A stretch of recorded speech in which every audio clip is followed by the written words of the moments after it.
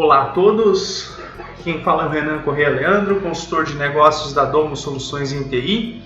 Estamos agora aqui para o nosso terceiro vídeo da série Licenciamento de Software. Vamos agora, nesse vídeo, complementar alguns conhecimentos que nós já vimos nos vídeos anteriores com alguns conhecimentos de mercado.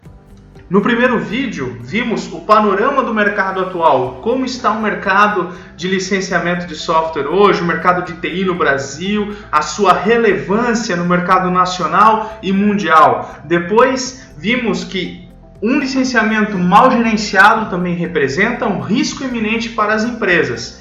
Agora, no nosso terceiro vídeo, vamos ver alguns casos reais e o que a justiça tem determinado na maioria desses casos. Algumas situações que acontecem no cotidiano das empresas que nós, como consultores da área de licenciamento de software, tivemos a oportunidade de saber ou de presenciar e queremos compartilhar com vocês até para a gente conseguir eliminar aí algumas situações em que se pensam algumas coisas, que se fala muita coisa, que se criam muitos mitos, mas que na verdade ninguém sabe precisar uma resposta correta. Então, por exemplo, valor de multa, o que os juízes têm definido, você foi auditado, o que acontece, o que você pode, o que você não pode fazer. Então, nós vamos abordar algumas situações nesse vídeo.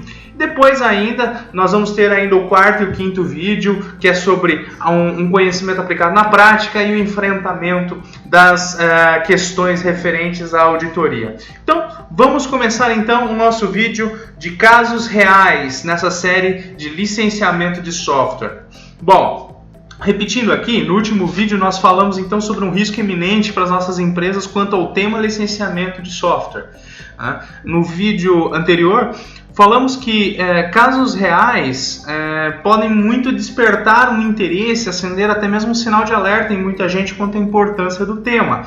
Então, muito se questiona sobre a veracidade das auditorias, muito se questiona se de fato estamos sendo auditados, se existem agências reguladoras fazendo auditorias em cima de empresas referentes à conformidade de software, né? E muita gente nunca viu uma auditoria acontecer, então às vezes questiona inclusive se isso é real. Então agora vamos começar falando sobre isso. Bom, gente, muita gente nunca viu acontecer, mas eu confesso que hoje é bem mais fácil em um congresso ou em um treinamento com muita gente de TI reunida ver casos reais de pessoas que já receberam cartas convite para participar de autoauditoria ou quem já passou por uma auditoria por órgão regulador, como por exemplo a própria ABS, a Associação Brasileira de Empresas de Software, né? Eu mesmo já presenciei algumas auditorias na minha carreira e muitas histórias, uma vez que como consultor, você tem a oportunidade de conhecer diversas realidades no dia a dia, né? Sobre as auditorias, pense que não há um fator que torne a sua empresa mais ou menos relevante para ser escolhida para uma auditoria. Isso às vezes pode vir de uma denúncia anônima, de um sorteio dentre empresas da região de atuação feita pelo fabricante de software ou órgão regulador, etc. Só que de uma coisa eu posso te dizer assim que eu tenho certeza, né? Aliás, 90% de certeza eu consigo garantir.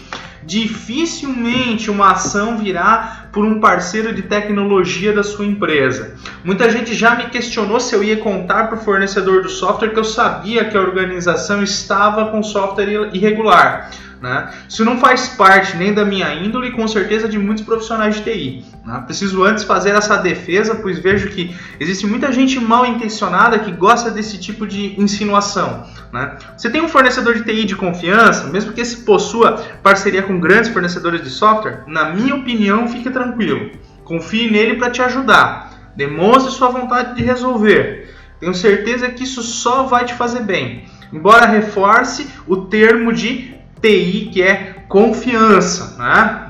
Tem que ser um parceiro confiável realmente, né? Claro que existe gente que utiliza informações contra a empresa, né, ou para ganhar dinheiro. Mas eu falo da Domo Soluções em TI e diversas outras empresas com forte atuação aqui no nosso estado de Santa Catarina. Eu realmente conheço raras exceções de pessoas que utilizam informações de clientes para fazer denúncias ou para ganhar algum tipo de vantagem, tá? Então, utilize o seu parceiro de confiança na área de tecnologia nessa questão de licenciamento de software, tá?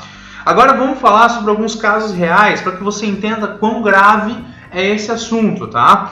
A Computer World, né, que é uma revista internacional aí de computação, né, em 24 de março de 2016 postou uma notícia, inclusive está lá na internet, você pode pesquisar no Google isso, né, de que um funcionário de uma empresa europeia foi recompensado pela BSA, né, que é a Business Software Alliance, em $15,3 mil por denunciar uma empresa por pirataria. Mas você se pensa assim, puxa, mas isso aconteceu lá na Europa, é tão longe da gente, isso nunca vai acontecer na nossa empresa. Bom, se você está falando isso, eu digo que eu discordo totalmente de você, tá? Porque além dos dados de mercado que já passamos, você pode acessar na descrição do link um site brasileiro feito somente para denunciar pirataria, que é o denunciepirataria.org.br da nossa ABS, Associação Brasileira de Empresas de Software. Qualquer pessoa pode denunciar nesse site e é um risco enorme para toda empresa. O próprio site demonstra que mais de 60 empresas são autuadas todo mês e que ele estima que mais de 50% dos softwares em uso no mercado brasileiro são piratas. Aí você, ainda com um pouco de teimosia, pode falar, mas eles não vão entrar na minha empresa. Bom, digo que há controvérsias, tá? Toda auditoria pode vir acompanhada de um mandado judicial prévio que obriga a empresa a cumprir o contrato de licença do produto em uso. Por isso, se você tentar impedir uma auditoria, pode ser um atestado de culpa prévio, tá? Outro ponto é que empresas com diversos CNPJs podem alegar que a atuação foi encaminhada para apenas um CNPJ e tentar limitar a auditoria aos servidores e computadores que pertencem somente àquele CNPJ. Tá? Isso já aconteceu em alguns casos, mas já digo que isso não funciona. Em um caso concreto, vi um advogado tentando aludir o auditor quanto à hipótese que a empresa teria, que alguns computadores pertenciam a outros CNPJs que não estavam no escopo da denúncia, né? Mas o auditor, né, que era um oficial de justiça, foi categórico ao dizer: se você não colaborar, eu volto com o mandado em todos os seus CNPJs e no seu CPF. Se houver um único software ilegal, o senhor vai ser multado. E aí a coisa pesou. Em outro caso concreto que presenciei, a empresa foi informada previamente da auditoria de um fornecedor de software de banco de dados. Eles desinstalaram tudo que estava ilegal somente para auditoria. O resultado disso foi uma perda de 2 dias de produção, pois o segundo dia após a auditoria foi só para corrigir os problemas decorrentes dessa manobra. Outro caso ainda que nós conhecemos foi uma empresa que recebeu o convite de auto-auditoria de um grande fabricante de software e convidado a enviar notas fiscais e preencher uma planilha com a utilização. Nesse caso, eles se saíram bem. Inicialmente estiveram relutantes, né, e o caso quase foi para a justiça, mas felizmente optaram por contatar o parceiro de tecnologia deles e realizar uma auditoria oficial prévia em sua empresa com a ajuda do parceiro. O único ônus que tiveram foi ter que pagar pelas licenças que faltavam e tudo continuou na mais perfeita normalidade. Nós mesmos da Domo Soluções já atendemos diversos casos parecidos com esse. Mas aí você se pergunta, e quem foi multado?